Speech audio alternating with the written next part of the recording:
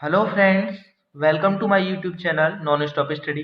इस वीडियो में हम डिस्कस करने वाले हैं जीके, जीएस और जीएस से संबंधित 25 महत्वपूर्ण प्रश्न जो आपकी आने वाली परीक्षाओं जैसे railway group D, railway NTPC और वे विभिन्न परीक्षाएं जिनमें जीके, जीएस और जीएस से संबंधित प्रश्न पूछे जाते हैं, सभी के लिए महत्वपूर्ण होने वाली है। इस सीरीज में हम पार्ट 9 तक पहले ही कंप्लीट कर चुके हैं। अगर आपने मेरी पिछली वीडियोज नहीं देखी हैं तो इस वीडियो के डिस्क्रिप्शन में मेरी पिछली सारी वीडियोज का लिंक दिया हुआ है, आप वहां जाकर देख सकते हैं। तो चलिए फ्रेंड्स, स्टार्ट करते हैं अपनी ये वीडियो बिना किसी देरी के और देखते हैं अपना पहला प्रश्न।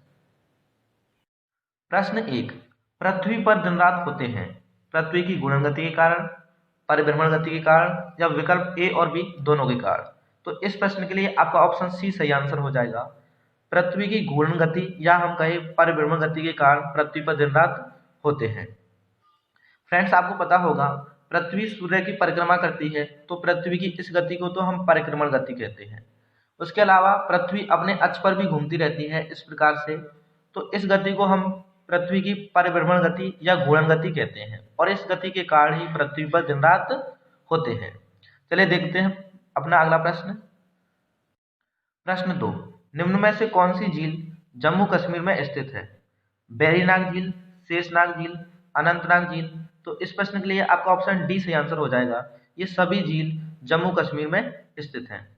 वे झील जिनमें नाग शब्द आ रहा है, नाग या नागिन शब्द आता है, वे सभी जम्मू कश्मीर में स्थित हैं।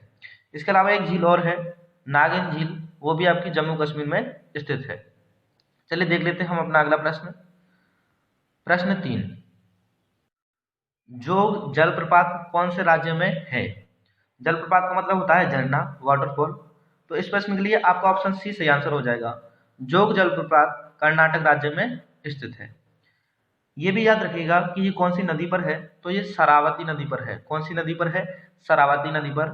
और इसे महात्मा गांधी जलप्रपात भी कहते हैं। ये भी काफी इंपॉर्टेंट है, याद कर लीजिएगा कि महात्मा गांधी जलप्रपात कैसे कहते हैं? जोग जलप्रपात को। प्रश्न 4, भारत में हरित क्रांति का जनक किसे कहा जाता है? इस प्रश्न के लिए आपका ऑप्शन ए सही आंसर हो जाएगा। भारत में हरित क्रांति का जनक डॉक्टर एम.एस. स्वामीनाथन को कहा जाता है। यदि हम कहें विश्व में तो नॉर्मन बोरलॉग को हरित क्रांति का जनक कहा जाता है। जब आपसे पूछा जाए कि हरित क्रांति का जनक किसे कहा जाता है तो आपका ऑप्शन नॉर्मन बोरलॉग होगा। यदि आपसे पूछा जाए भारत में हरित क्रांति का जनक किसे कहा जाता है तो आपका आंसर ऑप्शन ए होगा, डॉक्टर एम.एस. स्वामीनाथन। हरित क्रांति आपको पता है गेहूं उत्पादन से संबंधित थी। श्वेत क्रांति का जनक किसे कहा जाता है? तो श्वेत क्रांति का जनक डॉक्टर वी कुरियन को कहा जाता है और श्वेत क्रांति दुग्ध उत्पादन से संबंधित थी। चलिए देख लेते हैं हम अपना अगला प्रश्न। प्रश्न 5, 2011 की जनगणना के अनुसार किस राज्य में सर्वाधिक कम जनसंख्या है? तो इस प्रश्न के लिए आपका ऑप्शन बी सही आंसर हो जाएगा। 2011 की जनगणना के अनुसार सिक्किम राज्य में सबसे कम जनसंख्या है। सबसे अधिक जनसंख्या किस राज्य में है? उत्तर प्रदेश में। प्रश्न 6, टिहरी बांध कौन सी नदी पर स्थित है?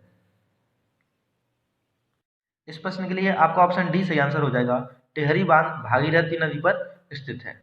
चलिए देख लेते हैं हम अपना अगला प्रश्न। प्रश्न 7, निम्न में से कौन संवेग, द्रव्यमान और वेग में सही संबंध दर्शाता है? तो इस प्रश्न के लिए आपका ऑप्शन सी सही आंसर हो जाएगा। संवेग, द्रव्यमान और वेग में सही संबंध P बराबर mv है। सॉरी फ्रेंड्स, ये ऑप्शन सी नहीं है, ऑप्शन बी है। तो इस प्रश्न के लिए ऑप्शन बी सही आंसर हो जाएगा, P बराबर mv, जहां पर m आपका क्या है? m आपका मास है, द्रव्यमान, v आपका वेग है और p आपका संवेग है। प्रश्न 8, गुरुत्वीय त्वरण g का मान 0 होता है। तो पृथ्वी के केंद्र पर गुरुत्वीय त्वरण g का मान 0 होता है। बेसिकली गुरुत्वीय त्वरण का मान कितना होता है? तो गुरुत्वीय त्वरण का मान होता है 9.8 मीटर सेकंड स्क्वायर। चलिए देख लेते हैं हम अपना अगला प्रश्न। प्रश्न 9, आंधी आने की संभावना होती है जब बैरोमीटर का पाठ्यांक धीरे धीरे ऊपर चढ़ता है, धीरे धीरे नीचे गिरता है या एकाएक नीचे गिरता है। तो इस प्रश्न के लिए आपका ऑप्शन सी सही आंसर हो जाएगा। बैरोमीटर आपको पता होगा जिससे वायुमंडलीय दाब मापते हैं।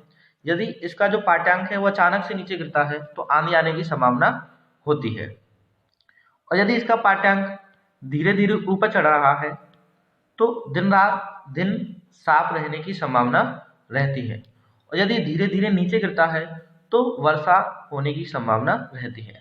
चलिए देखते हैं अपना अगला प्रश्न। प्रश्न 10, आर्किमिडीज के सिद्धांत के अनुसार जब कोई वस्तु द्रव में पूरी तरह या आंशिक रूप से डुबोई जाती है तो वस्तु के भार में कमी का आभास वस्तु द्वारा हटाए गए द्रव के बराबर होता है। ऑप्शन बी सही आंसर हो जाएगा। जब कोई वस्तु पानी में डुबोई जाती है तो वह उतना ही पानी हटाती है जितना उस वस्तु का भार है, जितनी डुबोई जाती है उतना ही वह पानी हटाती है। चलिए देखते हैं अपना अगला प्रश्न। प्रश्न 11, हरियाणा सरकार ने निम्न में से किसे खेल उपनिदेशक नियुक्त किया है? इस प्रश्न के लिए आपका ऑप्शन डी सही आंसर हो जाएगा। कविता देवी और बबीता फोगाट दोनों को हरियाणा सरकार ने खेल उपनिदेशक नियुक्त किया है। आपको इनका खेल याद रखना है। कविता देवी कबड्डी खेल से संबंधित हैं और बबीता फोगाट रेसलिंग से संबंधित है। कोई भी खिलाड़ी है उसका आपको खेल जरूर याद रखना है, वहां से प्रश्न जरूर बनता है। प्रश्न 12, कौन सा देश अंतर्राष्ट्रीय सौर संघ का फिर से अध्यक्ष बन गया है? तो इस प्रश्न के लिए आपका ऑप्शन ए सही आंसर हो जाएगा। अंतर्राष्ट्रीय सौर संघ का फिर से अध्यक्ष भारत बन गया है। अंतर्राष्ट्रीय सौर संघ का हेडक्वार्टर कहाँ है याद रखना आपको, गुरुग्राम में है। गुरुग्राम कहाँ है? हरियाणा में। और यह कब बना था? इंटरनेशनल सोलर अलायंस 2015 में बना था, और इस टाइम पर इसके अध्यक्ष कौन है? भारत। चलिए देख लेते हैं हम अपना अगला प्रश्न। प्रश्न 13, भारतीय वायुसेना दिवस कब मनाया जाता है? तो इस प्रश्न के लिए आपका ऑप्शन बी सही आंसर हो जाएगा। 8 अक्टूबर को भारतीय वायुसेना दिवस बनाया जाता है। भारतीय वायुसेना का गठन कब हुआ था? तो याद रखिएगा, भारतीय वायुसेना का गठन 1932 ईस्वी में हुआ था। चलिए देख लेते हैं हम अपना अगला प्रश्न। प्रश्न 14, मिंत्रा ने निम्न में से किस यूट्यूबर को अपना पहला डिजिटल ब्रांड एम्बेसडर नियुक्त किया है? तो इस प्रश्न के लिए आपका ऑप्शन सी सही आंसर हो जाएगा। मिंत्रा ने भुवन बैम को अपना पहला डिजिटल ब्रांड एम्बेसडर नियुक्त किया है। आपको पता होगा भुवन बैम एक फेमस यूट्यूबर है। चलिए देख लेते हैं हम अपना अगला प्रश्न। प्रश्न 15, एमएसएमई प्रेरणा योजना किसने लॉन्च की है? तो इस प्रश्न के लिए आपका ऑप्शन डी सही आंसर हो जाएगा। एमएसएमई प्रेरणा योजना निर्मला सीतारमण ने लॉन्च की है। एमएसएमई की फुल फॉर्म आपको याद रखनी है, क्या है? Micro small and medium enterprises. प्रश्न 16, विश्व सांख्यिकी दिवस कब मनाया जाता है? इस प्रश्न के लिए आपका ऑप्शन बी सही आंसर हो जाएगा। विश्व सांख्यिकी दिवस 20 अक्टूबर को मनाया जाता है। इसकी थीम आपको याद रखनी है, काफी इंपॉर्टेंट है। इसकी थीम क्या है?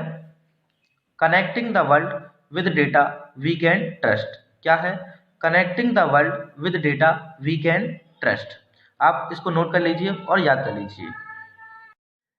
निम्न में से कौन पुस्तक the battle of belonging in nationalism, patriotism and what is the mean to be Indian के लेखक है? तो इस प्रश्न के लिए आपका ऑप्शन ए सही आंसर हो जाएगा।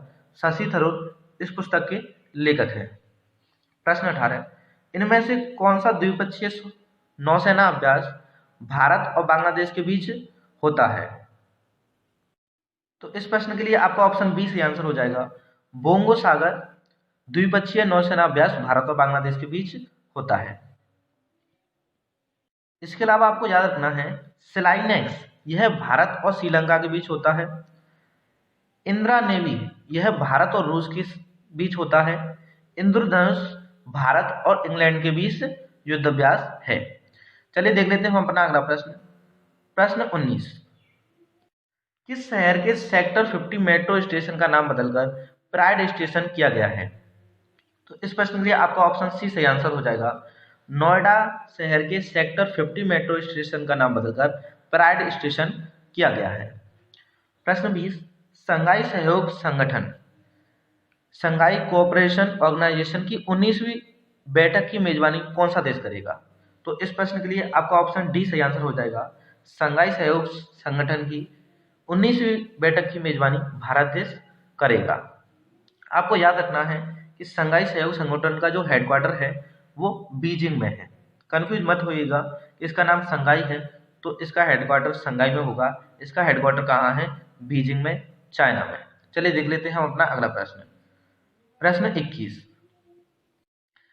पुर्तगाली ग्रांड प्री 2020 किसने जीता है? तो इस प्रश्न के लिए आपका ऑप्शन बी सही आंसर हो जाएगा। पुर्तगाली ग्रांड प्री 2020 लुइस हैमिल्टन ने जीता है। याद रखिएगा ये ब्रिटेन से हैं और ज़्यादातर जो ग्रांड प्री होते हैं मैंने देखा है वो लुइस हैमिल्टन ही जीतते हैं।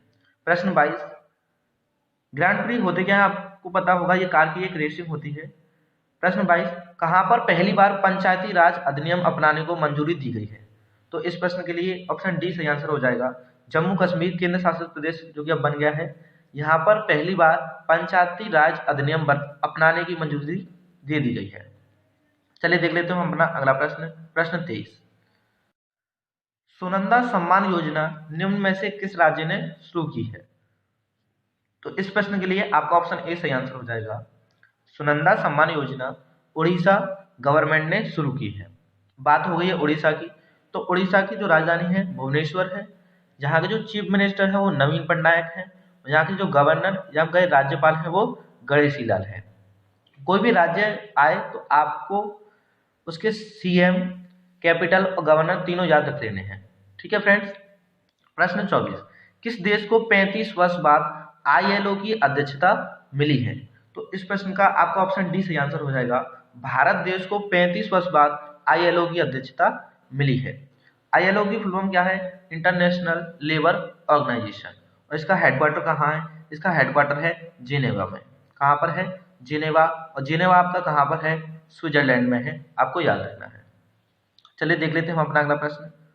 प्रश्न 25, खाद्य एवं कृषि संगठन FAO का मुख्यालय कहाँ है? तो इस प्रश्न के लिए आपका ऑप्शन डी सही आंसर हो जाएगा। Food and agriculture organisation. FAO की फुल फॉर्म क्या है? Food and agriculture organisation. Hindi में हम कहें खाद्य एवं कृषि संगठन का मुख्यालय रोम में है। रोम कहाँ की राजधानी है? तो रोम इटली की राजधानी है। प्रश्न 26, भारत में जनता कर्फ्यू किस तिथि को लगाया गया था? तो काफी इजी प्रश्न है। इस प्रश्न का आंसर आपको कमेंट बॉक्स में बताना है। ठीक है फ्रेंड्स, आज की वीडियो में इतना ही। मिलेंगे अपनी अगली वीडियो में। अगर वीडियो पसंद आई है तो वीडियो को लाइक कीजिए, कमेंट कीजिए, शेयर कीजिए। और यदि आप मेरे चैनल नॉन स्टॉप स्टडी पर नए हैं तो प्लीज मेरे चैनल को सब्सक्राइब कीजिए। धन्यवाद।